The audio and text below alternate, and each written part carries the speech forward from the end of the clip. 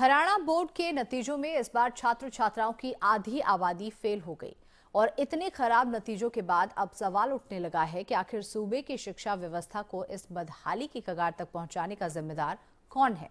मौजूदा सरकार से पूछें तो वो पूरा कसूर पिछली सरकार का बताते हैं, जबकि शिक्षा महकमे के आला अफसर मौजूदा शिक्षा व्यवस्था में ही खोट निकालने में लगे हैं। इस साल बोर्ड के नतीजों ने हरियाणा को शर्मसार कर दिया। पिछले साल की तुलना में रिजल्ट बेहद खराब आया है। बोर्ड रिजल्ट्स के मुताबिक 10वीं परीक्षा में आधे बच्चे भी पास नहीं हो सके। अब सवाल ये उठ रहा है कि आखिर रिजल्ट खराब होने का ठीकरा किसके सिर मढ़ा जाए।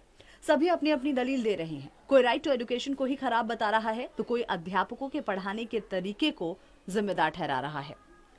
शिक्षा विभाग का जो रिजल्ट रहा है हरियाणा विद्यालय शिक्षा बोर्ड का, ये अपने आप में एक शर्म लायक रिजल्ट है, क्योंकि ऐसा रिजल्ट हमने कभी नहीं देखा। पहले शिक्षा के हरियाणा विद्यालय शिक्षा बोर्ड का रिजल्ट बड़ा अच्छा रहा है, 60 से 70 अबाउ रहा है। इस बार तो 40 और 50 के ऊपर समेट गया 10वीं और 12वीं का रिजल्ट। तो ये सारा मैं तो मानता हूँ कि एक तो आरटी सबसे बड़ा कारण है, दूसरा है जो विद्यालयों के अंदर शिक्षकों की भर्ती न होना, क्योंकि 2-3 जो शिक्षक हैं वो 10वीं तक के विद्यार्थियों को पढ़ा रहे हैं। तो ये सबसे बड़ा कारण है जो कि इस बार जो रिजल्ट को प्रभावित किया गया है। इतना घटिया परिणाम बहुत सालों में, शायद 40-50 सालों में पहली बार आया है। इसके पीछे जो है एक नहीं कई कारण हैं। सबसे बड़ा जो कारण है वो है राइट टू एजुकेशन एक्ट, जिसमें 8वीं तक जो है बिना शिक्षा के भी दाखिला मिल जाता है उम्र के हिसाब से। तो इससे पढ़ाई का स्टैंडर्ड जो है वो काफी गिरता है। शिक्षा मंत्री रामविलास शर्मा का बयान तो आप सुन ही चुके हैं। मंत्री जी इस मुद्दे में भी सियासी तीर छोड़ रहे हैं। उनके मुताबिक रिजल्ट खराब होने के लिए पिछली सरकार जिम्मेदार है। हालांकि इस साल दोनों ही कक्षाओं के नतीजों में शिक्षा मंत्री के गृह जिले महेंद्रगढ़ ने बाजी मारी है। अच्छा रिजल्ट नहीं, परंतु ये रिजल्ट पिछली सरकार के कार्यकाल का हिस्से में आता है और इसमें भी हमने जैसे 22% बच्चों को रीअपियर आया है।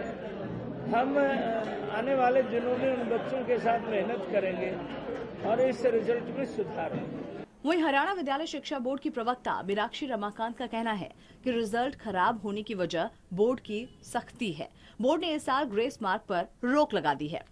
हरियाणा विद्यालय शिक्षा बोर्ड द्वारा प्रदेश में शिक्षा का स्तर उन्नत करने के लिए और उसमें आशातीत सुधार लाने के लिए बहुत महत्वपूर्ण और उल्लेखनीय पग उठाए जा रहे हैं।